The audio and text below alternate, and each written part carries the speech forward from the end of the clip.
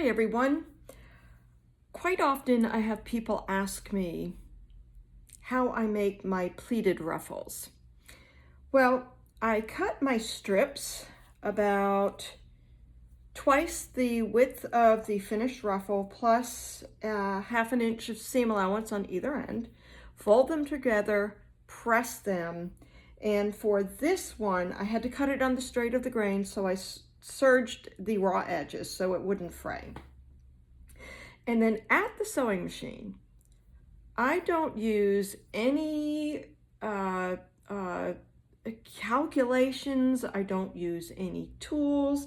I simply sit here and pinch the fabric together and bring it to the back of the previous fold. And then I stitch. Pinch, fold, stitch. I'm not trying for perfection. I'm not trying to go fast.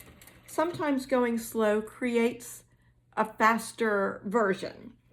I do have a metal stiletto here in case I decide that I want to use that.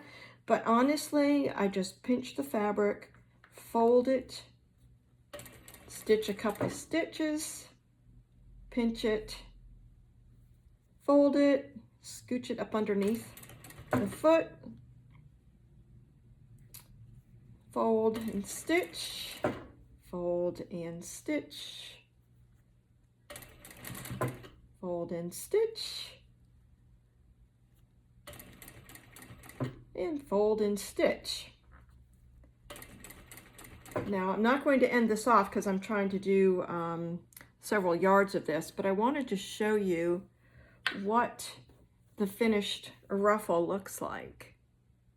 And you can say, as I mentioned, I'm not trying to be perfect, but by folding it and bringing the next pleat up to the back of the previous pleat, I'm actually creating almost 3 times fullness.